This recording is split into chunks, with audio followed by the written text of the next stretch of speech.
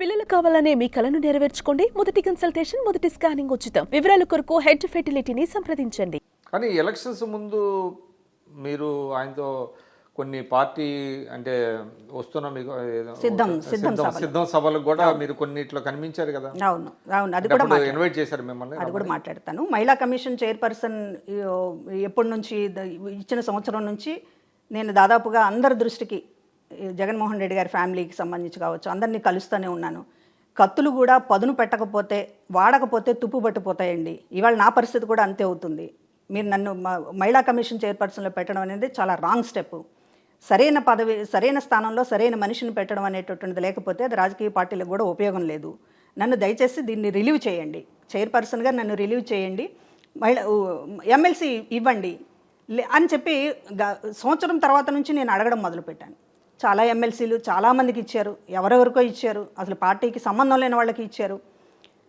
అయినా కూడా నా ఆర్గ్యుమెంట్ని నేను వదలలేదు, మాట్లాడుతూనే ఉన్నాను. చివరి ఎమ్మెల్సీకి ముందు సంవత్సరంన్నర ముందు నేను ఇక నాకు సీట్ అన్న ఇవ్వండి అని అడిగాను. ఎందుకంటే జగన్మోహన్ రెడ్డి గారు అపోజిషన్లో ఉన్నప్పుడు ఇంటెన్షనల్ అది నాకు అర్థం కావడానికి కొంచెం టైం పట్టింది. ఎందుకంటే ఇంటెన్షనల్గానే అయినా, ఎందుకంటే దాదాపు పార్టీలో అందరూ కూడా ఏంటి ఎందుకు ఇవ్వటం లేదు, ఎమ్మెల్సీ మీకు ఈజీగా ఇచ్చేస్తారు కదా అంటారు. ఎవరు నెంబర్ 1, 2, నెంబర్ 2, నెంబర్ 3 స్థానంలో ఉన్నవాళ్ళు కూడా ఎమ్మెల్సీ అడిగితే మీకు ఎందుకు ఇవ్వరు, ఇచ్చేస్తారు కదా. పోనీ సీట్ అంటే సరిగ్గా ఎక్కడ సీటు అనేటటువంటి దాంతో ఏమన్నా ప్రాబ్లం ఉందేమో, ఎమ్మెల్సీ ఎందుకు ఇవ్వరు మీకు, ఇచ్చేస్తారు కదా అని అంటే ఆ స్థాయిలో వాళ్ళని కూడా నమ్మారు. ఇంకేముంది ఎమ్మెల్సీ ఇవ్వడానికి ఇబ్బంది ఉంది అనేది.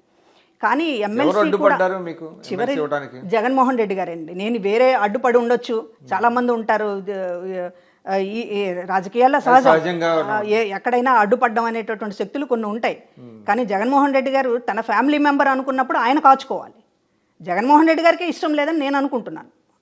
అందుకనే నేను ఇంత ఆయనకు సంబంధించినటువంటి విషయాల్లో ఆయన పర్సనాలిటీలో పైకి చెప్పేది ఒకటి చేసేది ఒకటి ఖచ్చితంగా ఇప్పుడు అదే కదా మనకు తెలిసి వస్తున్నటువంటిది. అంటే అదే ఇప్పుడు సహజంగా రాజకీయ పార్టీలు అన్న తర్వాత ఒక్కొక్కసారి ప్రామిస్ చేయలేకపోతారు, అది అర్థం చేసుకుంటామండి ఎవరైనా కానీ.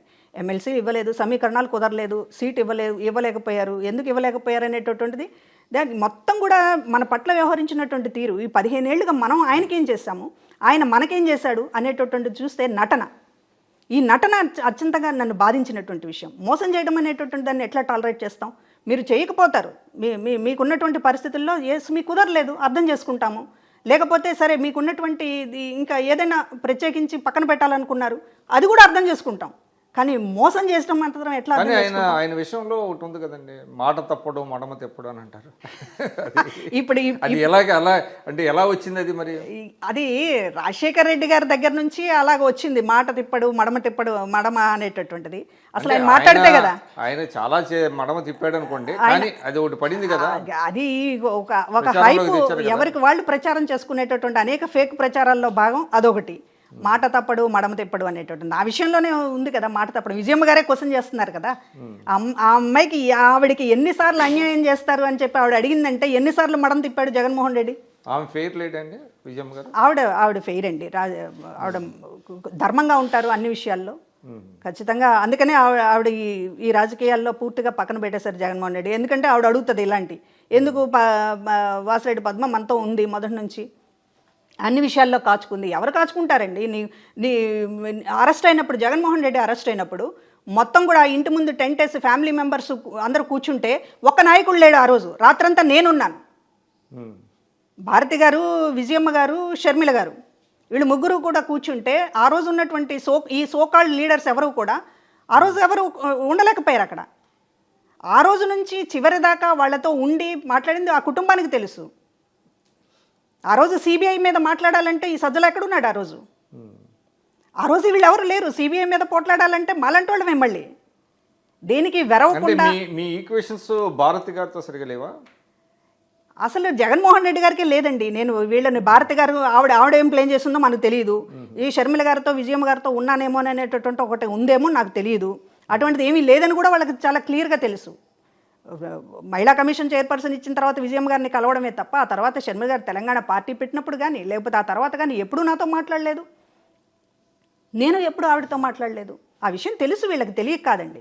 ఇక్కడ అంతా కూడా ఒక సామాజిక వర్గం అనేటటువంటి పనిచేసింది. సాయిరెడ్డి అనే అతను చాలా స్పష్టంగా చాలా మంది దగ్గర ఆవిడ కమ్మ, ఆవిడ నమ్మకూడదు చెప్పాడు. వాళ్ళు వచ్చి నాకు చెప్తే నేను ఎంత హట్ అయ్యి కూడా అందరూ కూడా సీఎంఓలో ఉన్న వాళ్ళందరూ కూడా జగన్మోహన్ రెడ్డి గారి దృష్టికి తీసుకురాకండి, మేము మాట్లాడతాంలేండి సమయం చూసుకుని. ఎందుకు మీకు విజయసాయిరెడ్డి మీద ఎనిమిటీ? ఏం లేదు, క్యాస్టే అంతకు మించి ఇంకేం కనపడట్లేదు. అతనికి అంత వ్యతిరేకత ఆయన ట్వీట్లలోనే కనపడుతుంది కదా.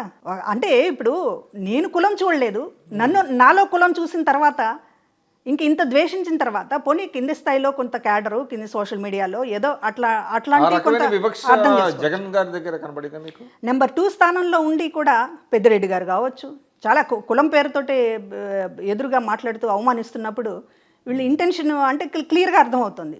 వీళ్ళు బయటపడ్డారు, జగన్మోహన్ రెడ్డి గారు బయటపడలేదు. నాకు పదవి ఇవ్వకపోవడానికి, నాకు రాజకీయంగా నన్ను నిలబెట్టాలనేటటువంటి కనీస ప్రయత్నం చేయలేదు అని అంటే దాని అర్థం ఏంటి?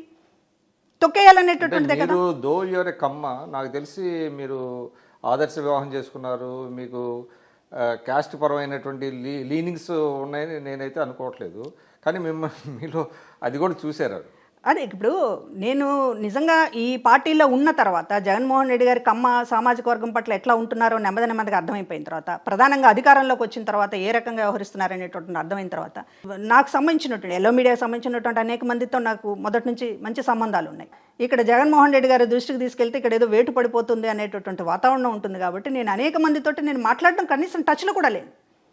కనీసం అభిప్రాయాలను షేర్ చేసుకోవడం కానీ లేకపోతే దీనికి సంబంధించినటువంటి ఒక ఫ్రెండ్షిప్ని కంటిన్యూ చేయడంలో కానీ ఏమీ లేదు. అంటే కంప్లీట్గా నన్ను ఐసోలేట్ చేసేటటువంటి వాతావరణంలో పెట్టి కూడా రాజకీయంగా ప్రమోషన్ ఇవ్వడానికి సంబంధించి ఎందుకు భయపడ్డారు? నేనేం భయపెట్టాను మిమ్మల్ని? ఇది నేను అడుగుతున్నటువంటి క్వశ్చన్. ఇవాళ మీ వాళ్ళు చాలా విషయాలు మాట్లాడవచ్చు, ఏదో పెద్ద అందలం ఎక్కించేశారు జగన్మోహన్ రెడ్డి గారని. నేను ఇప్పటికీ చెప్తున్నాను, జగన్మోహన్ రెడ్డి గారు నాకు చాలా బాకీ పడి ఉన్నాడు. అంటే బయట సోషల్ మీడియాలో కావచ్చు, ఆ పార్టీ నేతలు కొంతమంది మాట్లాడుతున్నది కావచ్చు, ఎందుకంటే మీరు కూడా ఒక వివరణ ఇవ్వాలి మీ నుంచి.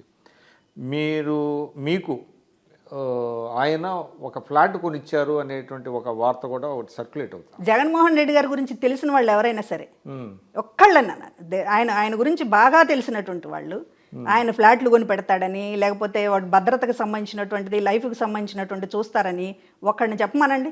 జగన్మోహన్ రెడ్డి గారి స్వభావం తెలిసే ఇట్లాంటి పుకార్లు పుట్టిస్తున్నారా? ఫ్లాట్ కొనిస్తున్నాడండి, చూపించమనండి. అటువంటి ఉదాహరణ లేదా? చూపించమనండి. వాళ్ళు బంధువుల్ని చెప్పమనండి. జగన్మోహన్ రెడ్డి గారు మాకు ఇల్లు కొనిచ్చాడు, మాకు పెళ్లిళ్ళు చేశాడు, లేకపోతే మాకు సంబంధించి అంతా సెటిల్ చేశాడని ఒక బంధువుని వచ్చి చెప్పమనండి బయటికి. జగన్మోహన్ రెడ్డి గారి స్వభావం తెలిసిన ఎవరైనా సరే ఈ మాట మాట్లాడతారా? ఇది కేవలం ఒక దుష్ప్రచారము, ఒక మసిగుడ్డ ఆవిడతో వేసేస్తే అందుకని ఇంత చేసినా కూడా వెళ్ళిపోయింది అనేటటువంటిది నేనేం మాట్లాడినా క్రెడిబిలిటీ లేకుండా చేయడం కోసం జరిగేటటువంటి ప్రయత్నమే తప్ప ఇలాంటి చిల్లర మాటలు మాట్లాడొద్దండి. చెప్తున్నాను కదా, నేను జగన్మోహన్ రెడ్డి గారికి సంబంధించినటువంటిది నేను చాలా చేశాను ఆయనకి. ఆయన నాకు చేసింది చింతాకంతా. ఒక పదవి ఇచ్చేసి చేతులు దులుపుకొని ఈ రోజున రాజకీయంగా నేను ఎంత నష్టపోయాను ఇవాళ. సుమన్ టీవీలో మీ పర్సనల్ అండ్ బిజినెస్ ప్రమోషన్స్ కోసం కింది నెంబర్కి కాంటాక్ట్ చేయండి.